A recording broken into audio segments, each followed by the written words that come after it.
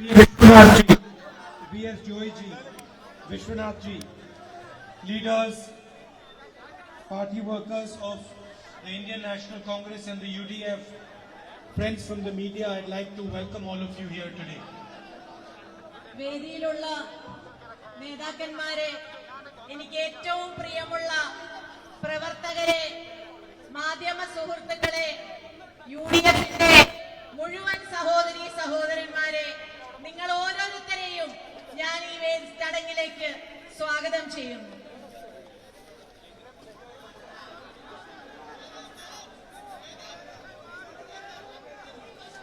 You are all aware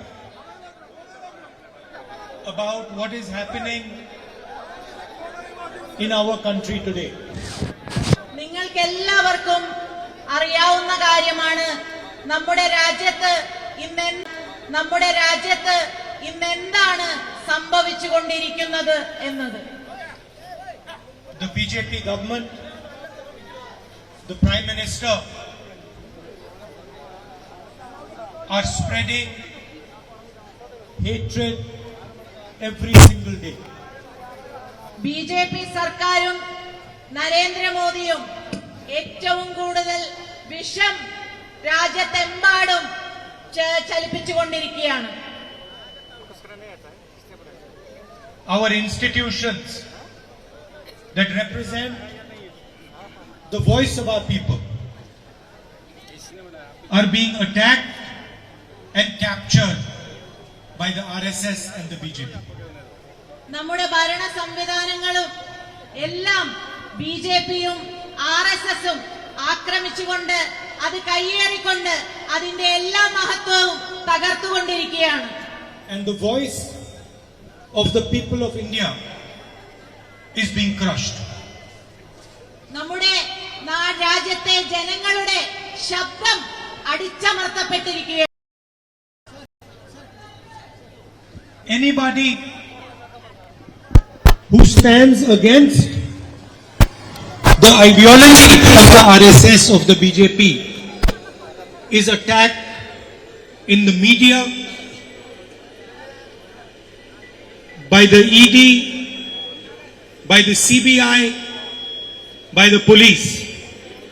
ബിജെപിയുടെയും ആർഎസ്എസിന്റെയും പ്രത്യയശാസ്ത്രങ്ങൾക്കെതിരായി ആരെങ്കിലും ശബ്ദിച്ചാൽ അവരെ മാധ്യമങ്ങളിലൂടെയും അല്ലാതെയും ഇഡി വഴിയും സിബിഐ വഴിയുമെല്ലാം അങ്ങേയറ്റം ആക്രമിക്കുന്ന ഒരു സ്ഥിതിയാണ് ഇപ്പോൾ സംജാതമായിരിക്കുന്നത്.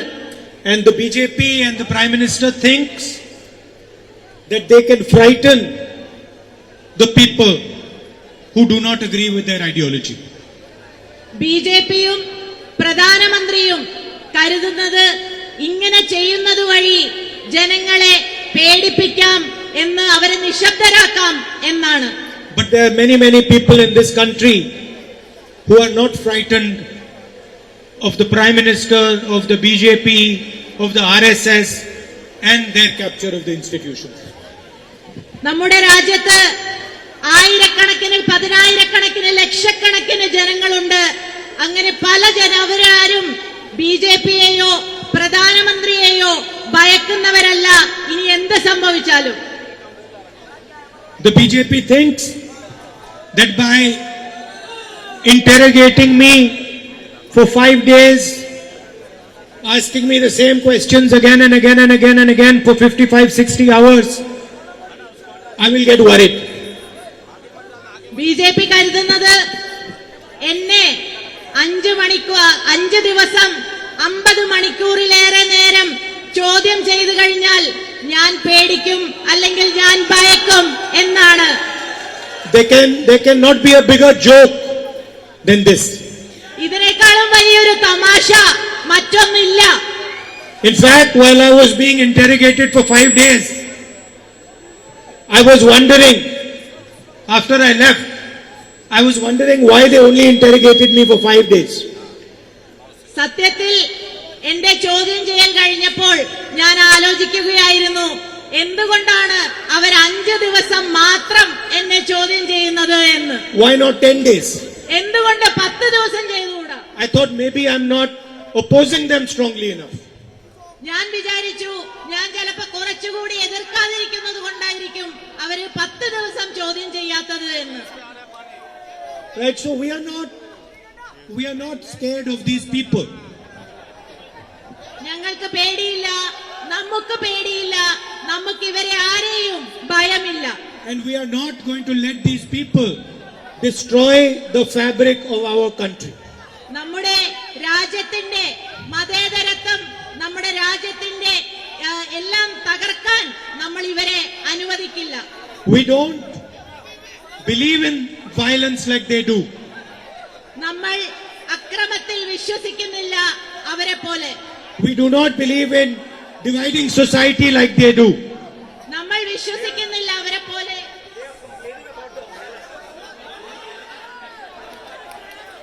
They want the umbrellas to be put down.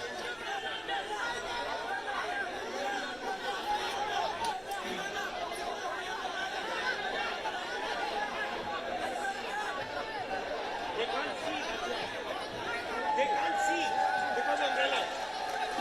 Media people umbrellas put down. Yes.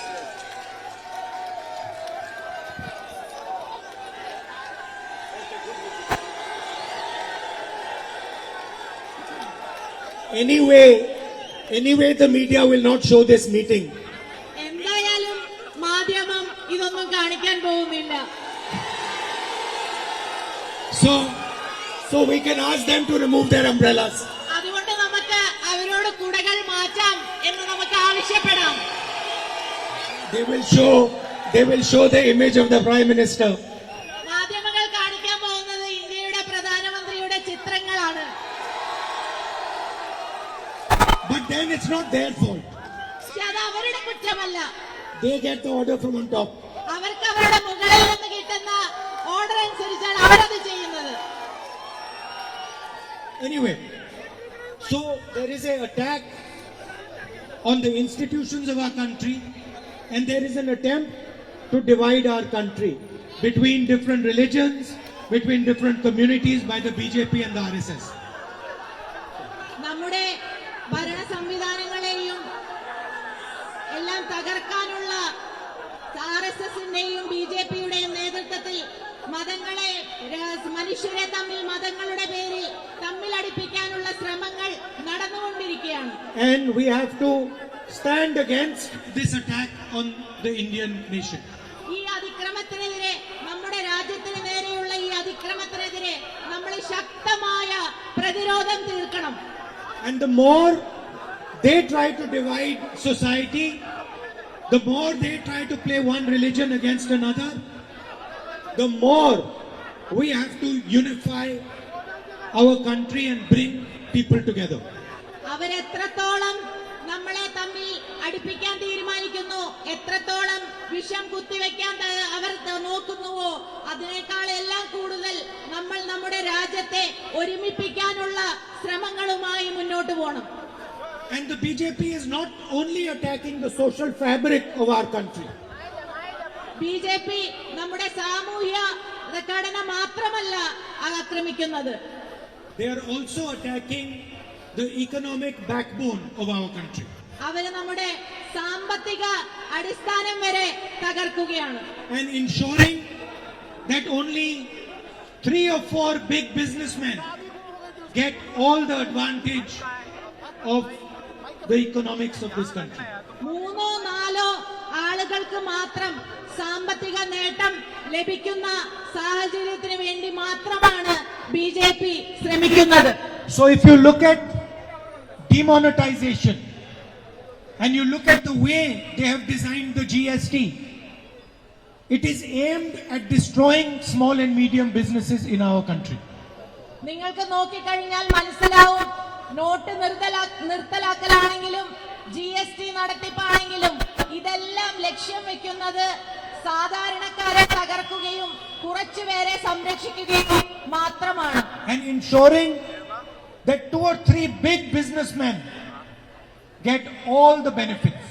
2-3 ബിസിനസ്സുകാർക്ക് മാത്രം ലാഭം കൊയ്യാനുള്ള സാഹചര്യങ്ങൾ ഒരുക്കുക എന്നത് മാത്രമാണ് അവരുടെ ലക്ഷ്യം. And you can see the effect of this airport after airport, port after port, infrastructure project after infrastructure project goes to the same business people. അത് എയർപോർട്ടിന്റെ കാര്യത്തിലാണെങ്കിലും ഷിപ്പ്യാർഡിന്റെ കാര്യത്തിലാണെങ്കിലും എല്ലാവിധ സംവിധാനങ്ങളും അവർക്ക് മാത്രം ലഭിക്കുന്ന തരത്തിലേക്കാണ് അവരുടെ തീരുമാനങ്ങൾ പോകുന്നത്. But it is small and medium businesses that provide jobs to our country. നമ്മുടെ ചെറുകിട സംവിധാനങ്ങളാണ് ചെറുകിട സംവിധാനങ്ങളെ തകർക്കുവാനുള്ള തീരുമാനങ്ങളുമായി അവർ മുന്നോട്ട് പോകുമ്പോൾ നമ്മൾ ഓർക്കേണ്ടത് ചെറുകിട സംവിധാനങ്ങളാണ് നമ്മുടെ സമ്പദ് വ്യവസ്ഥയെ താങ്ങി നിർത്തുന്നത്. So by doing demonetization, by applying a flawed GST, by passing the 3 farm laws, the BJP government is ensuring that India will not be able to give employment to its people. തെറ്റായ GST നടപ്പിലാക്കുന്നത് വഴിയും not നിർത്തലാക്കൽ വഴിയും അതേപോലെ 3 കർഷക നിയമം കൊണ്ടുവരുന്നത് വഴിയുമെല്ലാം ഇവർ ചെയ്യാൻ ശ്രമിക്കുന്നത് നമ്മുടെ ഇന്ത്യയുടെ സമ്പദ്ഘടനയെ തകർക്കാനാണ്. So with the social disharmony that they are creating, they are also creating an economic disaster. സാമൂഹ്യ സംവിധാനങ്ങൾ തകർക്കപ്പെടുമ്പോൾ അതേപോലെ തന്നെ സാമ്പത്തിക അടിത്തറയും നമ്മുടെ ഇല്ലാതായിക്കൊണ്ടിരിക്കുകയാണ്. A India where very few people control all the wealth and millions of people are left with nothing. വളരെ കുറച്ചു പേർ മാത്രം എല്ലാ സമ്പാദ്യവും കൈകാര്യം ചെയ്യുകയും കോടിക്കണക്കിന് ആളുകൾ ഒന്നുമില്ലാതെ നിൽക്കുകയും എന്നുള്ള ഒരു അവസ്ഥാവിശേഷം. And when you see the youth of this nation protest against unemployment like they did just a few days ago when the government announced the Agniveer scheme, they are crushed by the BJP. നമ്മുടെ രാജ്യത്തെ യുവാക്കൾ തൊഴിലില്ലായ്മ ഏറ്റവും കൂടി നിൽക്കുന്ന ഈ സാഹചര്യത്തിൽ അഗ്നിപഥ് സ്കീമിനെതിരെ പോരാടിയപ്പോൾ അവരെ അടിച്ചമർത്തുന്ന കാഴ്ചയാണ് നമ്മൾ രാജ്യത്തെമ്പാടും കണ്ടത്. But the country is going to have to face the disaster that the BJP has created. നമ്മുടെ രാജ്യത്തിന് ഇവർ കൊണ്ടുവരുന്ന തീരുമാനങ്ങൾ ഇവർ കൈക്കൊള്ളുന്ന തീരുമാനങ്ങൾ കൊണ്ടുണ്ടാകുന്ന ഏറ്റവും വലിയ നഷ്ടങ്ങളെല്ലാം നമ്മൾ നേരിടേണ്ട ഒരു സ്ഥിതിവിശേഷമാണ്. It is going to have to deal with the consequences of these actions. ഇതിനെല്ലാം വലിയ പരിമിത ഫലങ്ങളാണ് ഉണ്ടാകാൻ പോകുന്നത്. And there is only one ideology that can deal with it, and that is the ideology of the Congress and the ideology of the UDF. ഇതിനെല്ലാം നേരിടാൻ ഒരൊറ്റ പ്രത്യയശാസ്ത്രത്തിന് മാത്രമേ കഴിയുകയുള്ളൂ. അത് കോൺഗ്രസിന്റെ പ്രത്യയശാസ്ത്രമാണ്, അത് UDFന്റെ പ്രത്യയശാസ്ത്രമാണ്. There is no other answer. You will see there is no other answer for India. ഇതിന് മറ്റൊരു ഉത്തരമില്ല. നിങ്ങൾ എത്ര നോക്കിയാലും ഇതിന് മറ്റൊരു ഉത്തരമില്ല. ഇന്ത്യക്കുള്ള ഉത്തരം കോൺഗ്രസിന്റെ പ്രത്യയശാസ്ത്രമാണ്. The choice is not between BJP and the Congress. The choice is between Congress and disaster. ഇതിന് മുന്നിലുള്ള ഓപ്ഷൻ എന്ന് പറയുന്നത് BJP വേണോ കോൺഗ്രസ് വേണോ എന്നുള്ളതല്ല, കോൺഗ്രസ് ആണോ ഡിസാസ്റ്റർ ആണോ എന്നുള്ളതാണ് മുന്നിലത്തെ. Congress ideology, Congress or intense anger and hatred in society. Congress പ്രത്യയശാസ്ത്രമാണോ ഒരു വശത്ത്, അല്ലെങ്കിൽ മറുവശത്ത് ഏറ്റവും കൂടുതൽ വെറുപ്പിന്റെ രാഷ്ട്രീയമാണോ വേണ്ടത് എന്നാണ്. And we know eventually that we will be the people who will bring this country together again. നമുക്കറിയാം അവസാനം ഇന്ത്യൻ നാഷണൽ കോൺഗ്രസ് നമ്മൾ തന്നെയായിരിക്കും ഈ രാജ്യത്തെ രക്ഷപ്പെടുത്തുന്നതും ഈ രാജ്യത്തെ മുന്നോട്ട് നയിക്കുന്നതും. Now I want to ask you one question about the CPM. എനിക്ക് നിങ്ങളോട് ഒരു ചോദ്യം ചോദിക്കുവാനുണ്ട് CPIMനെ കുറിച്ച്. So it is quite clear that anybody who opposes the BJP faces ED. ഒരു കാര്യം വളരെ വ്യക്തമാണ്, ആരെല്ലാം BJPയെ എതിർക്കുന്നുവോ അവർക്ക് EDയെ നേരിടേണ്ടി വരും. I view my 5 days of interrogation like a medal. ഞാൻ എന്റെ 5 ദിവസത്തെ ചോദ്യം ചെയ്യലിനെ കാണുന്നത് എനിക്കൊരു മെഡൽ ലഭിച്ച പോലെയാണ്. And I am hoping that they do it again 3, 4, 5, 6, 10 times. ഞാൻ പ്രതീക്ഷിക്കുന്നതും ഞാൻ ആഗ്രഹിക്കുന്നതും അവരൊരു 3, 4, 5, 10 പ്രാവശ്യം എന്നെ അതേപോലെ ചെയ്യട്ടെ എന്നാണ്. Now my question is, why is it that I am being questioned for 5 days in ED and the Chief Minister of Kerala is not being questioned at all? അപ്പോൾ എന്റെ ചോദ്യം എന്താണെന്ന് വെച്ചാൽ, എന്നെ 5 ദിവസം ED ചോദ്യം ചെയ്തു, പക്ഷേ എന്തുകൊണ്ടാണ് കേരളത്തിന്റെ മുഖ്യമന്ത്രിയെ ED ഒരു ദിവസം പോലും ചോദ്യം ചെയ്യാത്തത് എന്നാണ്. Why is it that the government of India, which has ED, CBI, which uses these instruments against anybody who opposes them, why is it that they're not using it against the Chief Minister of Kerala? എന്തുകൊണ്ടാണ് കേന്ദ്ര ഗവൺമെന്റിന്റെ സംവിധാനങ്ങളായ ED, CBI ഈ സംവിധാനങ്ങളെയെല്ലാം ഇതിനെ ഒന്നും കേരളത്തിന്റെ മുഖ്യമന്ത്രിയെ ചോദ്യം ചെയ്യുവാനായി ഉപയോഗിക്കാത്തത്? Because there is an understanding between the BJP and the CPM. എന്തുകൊണ്ടാണെന്ന് വെച്ചാൽ BJPയും CPMഉം തമ്മിൽ ഒരു ധാരണയുണ്ട്, അതുകൊണ്ട് തന്നെയാണ്. BJP is very happy with the CPM. BJP does not like the UDF or the Congress. BJP വളരെ സന്തോഷത്തിലാണ് CPMുമായി. BJPക്ക് ഇഷ്ടമില്ലാത്തത് കോൺഗ്രസിനെയും UDFനെയുമാണ്. Yesterday in the public meeting I said that we are not going to allow inhabited areas within the buffer zone. ഇന്നലെ നടന്ന പൊതുയോഗത്തിൽ ഞാൻ ഉറപ്പു നൽകി, നമ്മൾ ഒരു കാരണവശാലും ബഫർ സോണിന്റെ 1 കിലോമീറ്റർ ഏരിയയിലുള്ള ജനവാസ നമ്മൾ അനുവദിക്കില്ല എന്നുള്ള ഉറപ്പ് ഞാൻ അവിടെ നൽകി. That has been our position from the beginning. നമ്മുടെ ഒരു തുടക്കം മുതലേ നമ്മൾ എടുത്ത തീരുമാനം അത് തന്നെയാണ്. And the Chief Minister should stop trying to confuse the issue.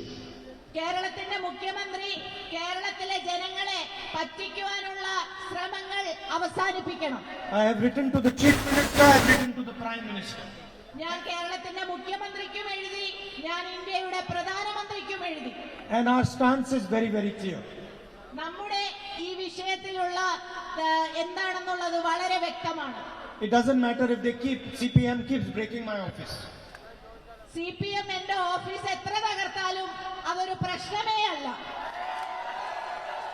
To try and distract from the issue. യഥാർത്ഥ വിഷയത്തിൽ നിന്നും ശ്രദ്ധ തിരിക്കാൻ വേണ്ടി CPM ഇതെല്ലാം ചെയ്തു കഴിഞ്ഞാൽ അതൊന്നും ഒരു വിഷയമല്ല എന്നെ സംബന്ധിച്ചിടത്തോളം. We are very clear. നമ്മൾ വളരെ വ്യക്തമാണ്. We are not going to allow the buffer zone to include inhabited areas.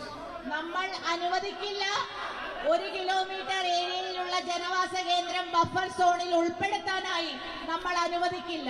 We will fight the government tooth and nail, and we will ensure that not a single inhabited person is stuck inside the buffer zone.